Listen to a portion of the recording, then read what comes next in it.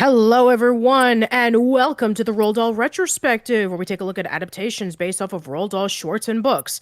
I am Patricia. My name is Aaron. Today, we're going to be going into a different direction where we're not talking about an adaptation based off of a book or short from Roald Dahl. We're actually going to be looking into his real life. We're going to be talking about a TV movie that premiered around 2020. It's called Roald and Beatrix, The Tale of the Curious Mouse, and it was distributed by Sky TV. Now, this is actually a channel that I am not familiar with, so Aaron, why don't you discuss about it? So Sky Television is kind of like DirecTV or Comcast, I guess in the United States. So you get like a set-top box and you pay like a subscription fee, and you can get a wide range of things like catch-up TV, live television, internet, and various other services that you can get through Sky. So one thing that Sky also does is it does its own exclusive stuff now. So it's done things like The Hogfather. It's done things like some of the other original Sky television stuff as well. That it also does its own news channel and news coverage as well, and also has done its own TV movies in the past, and this is one of them. So this was back in 2020 when they decided to take on Roald and Beatrix, The Tale of the Curious Mouse. Inspired by the true story of 6-year-old Roald Dahl meeting with his idol Beatrix Potter, it was written by Abigail Wilson and directed by David Kerr. So David Kerr, you may know as the director behind Johnny English Strikes Again, No Offense, Inside Number 9, Fresh Meat, Beautiful People, and Whites. And it stars Dawn French as Beatrix Potter. It has Jessica Hines, who plays as Sophia Dahl, Roald Dahl's mother. And it has a newcomer by the name of Harry Taylor as the young Roald Dahl. So let's see how his career starts off. Let's just hope he doesn't just star in this movie and then he does nothing else afterwards, but we'll see what happens. Well, this particular kid has a particular more pedigree from what I understand, because Harry Taylor has Greed, A Trip to Greece, Genius, and Kaleidoscope under his belt before he even went into this. So whether he's going to survive, that's the last credit that he seems to have had in the last since 2020. So whether he's going to survive the curse, I have no idea. But this is the thing that's for those of you who aren't familiar with the Roald Dahl Retrospective. Every time we seem to run into kid actors in this genre of of this author in regards to Roald Dahl, they don't seem to last all that long, from what we can see. It seems to be this, and then after that they're gone. Yeah, pretty much. So we've talked about Peter Ostrom and Willy Wonka and the Chocolate Factory. We've talked about Samuel Irons. We've talked about Paul Terry. We've talked about Jason Fisher, Mara Wilson.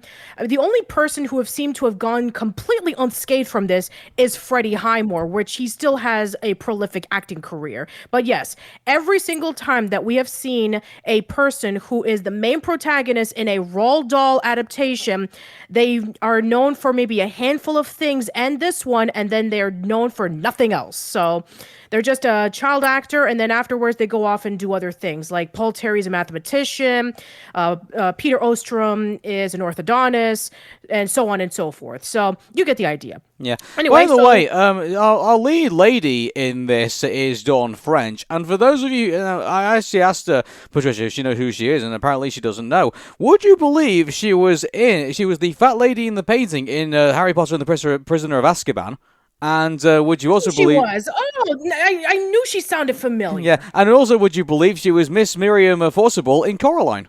Oh yeah, that's right. Again, it all clicks together. So if you have tuned into our Roald Dahl retrospective, you would also know that there have been a lot of actors who have been in the Harry Potter films who have appeared in these Roald Dahl adaptations, such as the late Robbie Coltrane was in Danny the Champion of the World, David Thewlis, who you may know as Professor Lupin in Harry Potter and the Prisoner of Azkaban. He was the voice of the Earthworm. And also Julie Walters, who you may know as Mrs. Weasley.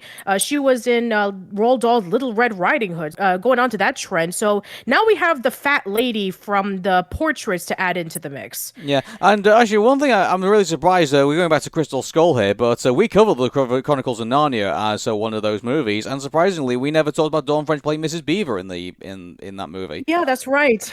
I guess we didn't. I Yeah. guess we were just so star-stricken by everybody else, such as Liam Neeson and Tilda Swinton, that we just completely forgot about Dawn French and as Mrs. Beaver. Yeah, exactly. And so, by the way, like, you'll see a lot of familiar faces if you watch Roald and Beatrix, and because you've got also Kevin Bishop is actually, for those of you who do not know, who was actually the Fox's head in this, and he's actually from Muppet Treasure Island and also from the Spanish Apartment, Russian Dolls, and a few best men.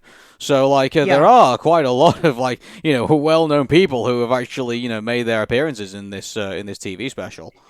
Yes, and also returning from a recent Roald Dahl adaptation that we talked about is Ron Brydon. So if you remember from Roald Dahl's Revolting Rhymes, he was the voice of multiple characters in that two-part TV movie. He was the voice of the pig from The Three Little Pigs.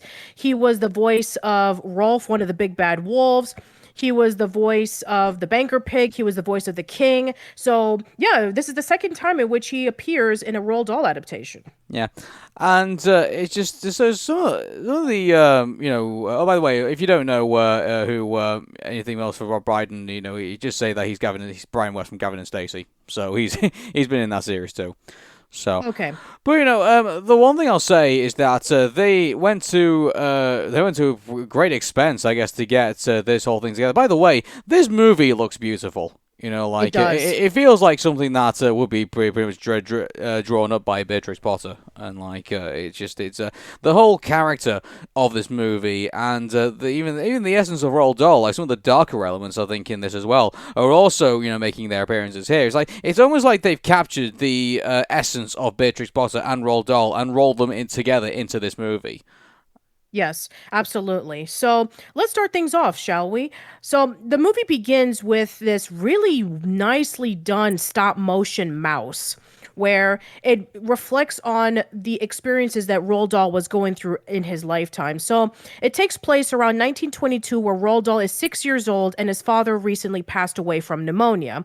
And the family is going through a lot of turmoils. A few months prior, his older sister Astrid had died from an appendix burst, and their family is very, very low on money. And so Sophia Dahl, who is Roald Dahl's mother, is trying to stay strong for her son and for her other family. And she's currently pregnant with her other child. And that would later on become Roald Dahl's younger sister, whom he became really, really close with. And it takes place around during the Christmas holiday season. So we see the perspectives of these two characters. We have Roald Dahl, who is going through the passing of his father, and we have Beatrix Potter, who is going through a lot of turmoils with writing her latest book at the time. So if you are a Beatrix Potter fan, then you are familiar with a classic book that she had written around in 1922, which I believe the book at the time would have been Cecily Parsley's Nursery Rhymes. And believe it or not, this would have been the very last book that she would have written, because The Tale of Little Pig Robinson, which was released in 1930, it was actually one of the very first stories she's ever written, but it was never published until years later. So she's going through a lot of stress because she is writing her series of books, but at the same time, she's becoming more fascinating with purchasing land so that she can be able to have her sheep run about, and she can be able to just be free from all the stress of trying to please a whole bunch of people that seem to like gobble up her books, like just absolutely insanity. I mean, she seems to, it kind of reminds me of Ethica Caulfield, if you remember from that Hey Arnold episode, in which like she's starting to slowly lose her passion for writing, and she's becoming like really, really grouchy, but it's for a completely different reason. It's because that, the people around her that she meets up with, they just seem to like her books, even though that they were not children. And then we have another character that we see later on who simply wants the books because they want to have it published and they want to make a bunch of money, and they want to be able to dictate about what is going to be in the book and what it is was not going to be in the book, because we don't want to scare the kids, we don't want to frighten them. So yeah, she seems to be like really just done with writing her books at this point. So it focuses on these two different characters who are just going through turmoil for completely different reasons. Yeah, and also you've got then these two characters come together in pretty much the most unusual of ways because Roald is saying that he doesn't want to go to this boarding school that his mother wants him to go to, even though she knows that it's going to be good for him in the long term, even though Roald doesn't believe so. He feels he's being sent away. So they end up making a deal where Roald Dahl will go to the Lake District to go visit the house of Beatrix Potter. And by the way, this whole arc that goes on through this is actually a really, for them it's going to be a really long trip. Like it's probably like going to be like 7 or 8 hours or something like that. It's actually traveling on the Yeah, train. so we're talking about Wales, where Hmm. they were living, and going all the way through the Lake District, which is like really north up of England, close to Scotland. So it's actually funny because we were in Wales around the summertime, and we were in the same location where, Roald Dahl's birth town was originally. I mean, we even saw a plaque called Roald Dahl Plus. Just seeing the town that, Roald Dahl was born in, and just seeing like the seaside and being able to see all the old buildings that were surrounded by it was just like really, really beautiful. Yeah. So, the one thing I'll say about the one actually one interesting thing actually I noticed and that was pointed out by someone who was looking at this, and that is that when Beatrix sees Roald running around in a garden, he's wearing a blue coat just like Peter Rabbit wears. Yeah, that's right. I mean, she even said when she was looking out the window, she was like, "Peter?" And then the person we're going to be talking about later was like, "Is something all right?" And then she's like, "I see somebody out there." And that does play into the movie because Beatrix's eyesight is going bad. And an eye doctor came by to her house and was recommending that she puts on glasses because she's really, really stubborn and not getting any further examinations for her eyes because she's really busy with writing her book and she has a deadline that she needs to meet up with. So the fact that she thought that Roald was Peter makes a lot of sense. Yeah. And also, on top of that, you get to see with Roald, going through this world is that you get to see his imagination, like his the stop motion with the doll and missing his sister, and then you get to see this really hilarious bit with the fox that with the fur head that gets up off this woman's shoulders, and he's wearing like as a scarf, and he starts to have like his own monologue with Roald as well, so you can really start to kind of like see the creativity and also kind of the bit of the creepiness, I guess you could say, of Roll's, earlier kind of, looking at the world, I guess you could say. Yeah, it actually plants the seeds for the books that he would write later on. I mean, I don't think that Fantastic Mr. Fox was based off of that, fox scarf that he saw in that woman. It was more or less I think it was inspired. more of a nod, really, rather than like saying, "Oh, hey, this is the thing that inspired Roald Dahl to create this." I think you can notice like there was like little nods. I think to us, like whether it was like there was the candy in the store, and then there was like the fox head, and then there was like there's various things that were like alluding to like what Roald Dahl would then go on to create. Yeah, So. that's true. Yeah. And also, once again, we need to chalk this up, but Roald Dahl's just hatred for fat people. Yeah, well, I think that's pretty much known by now at this point. Yeah, exactly. Especially with that scene in which when the gentleman was just like saying about like, "Oh, I'm going to marry off his mother and I'm going to help her out with all the troubles that she's going through. She's a sexy gal that she is." And then Roald Dahl is like carrying deviled eggs, and then he just is like eating a bunch of sandwiches while he's talking to another guy, and then he sees Roll down there with the deviled eggs, and he's like, "Do you mind if I have some?" And then he's like, "No, you can't. Stay away from my mom." And then he just kicks him in the shins and then runs over to the cupboard under the stairs.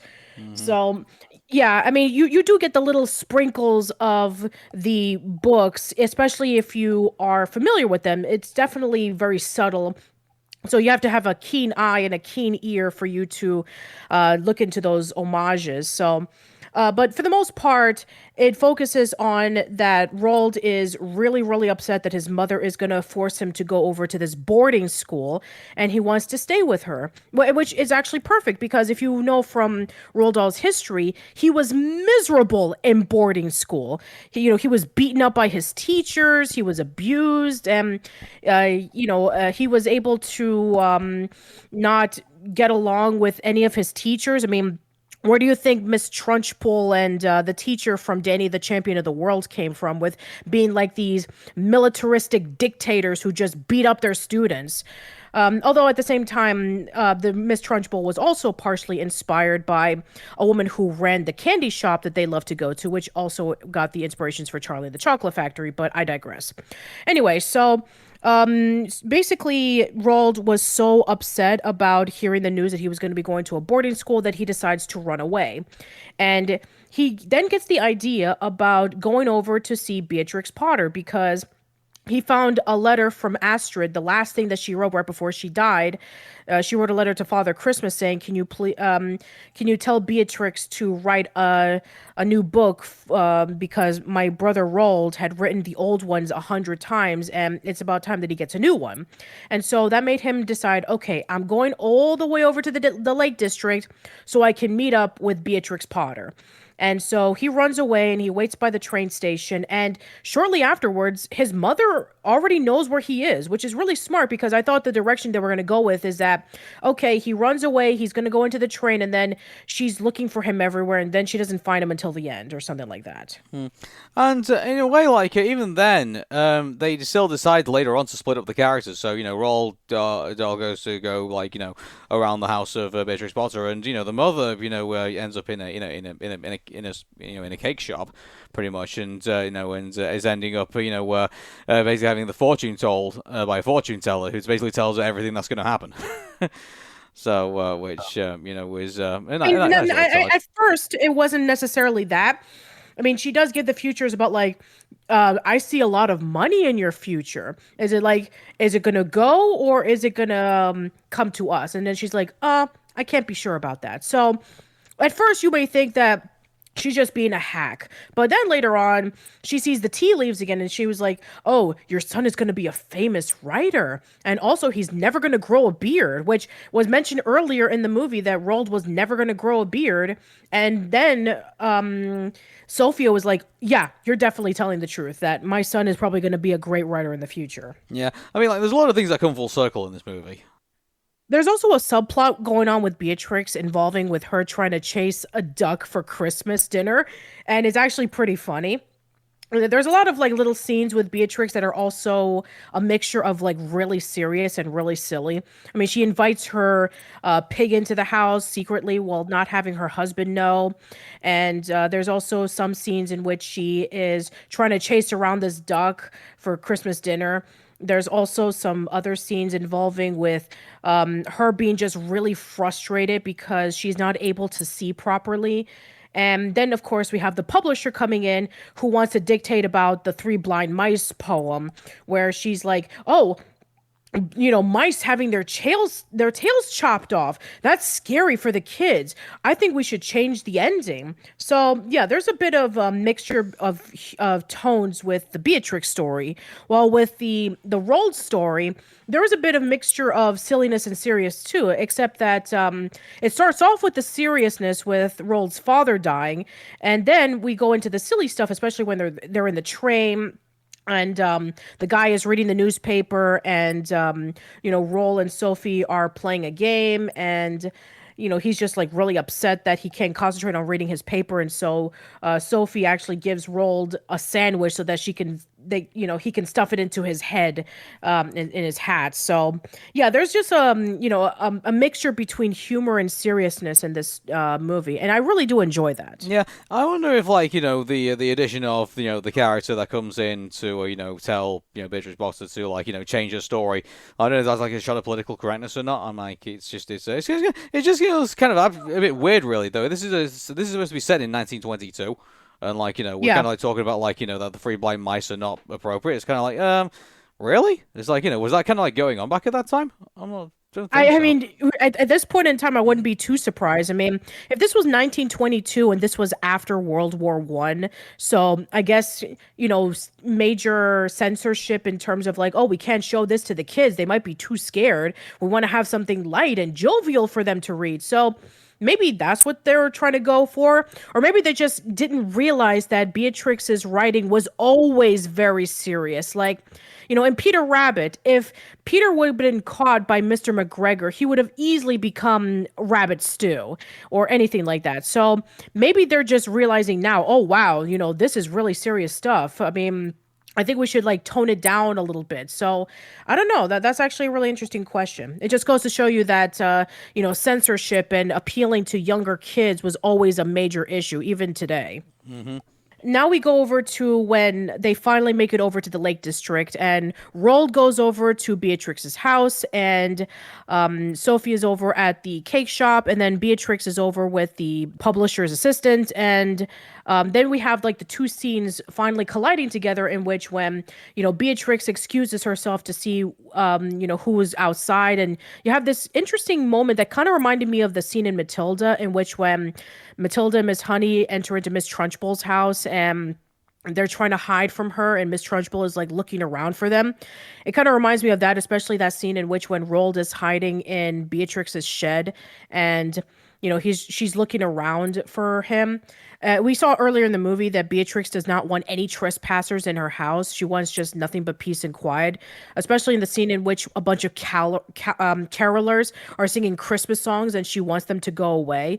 So yeah, it definitely plays into the grumpiness of Beatrix, especially since she is really busy with trying to, finish up the final touches of her book. Yeah, And then the most finally, amazing thing about that is that Dawn French is more known for a comedy than she is known for a seriousness in this. And don't get me wrong, like she gets some really funny moments in there, and you definitely can portray that the grumpiness of Beatrix Potter. But at the same time, like it can be a bit of a a departure from like what she's really known for, really. Mhm.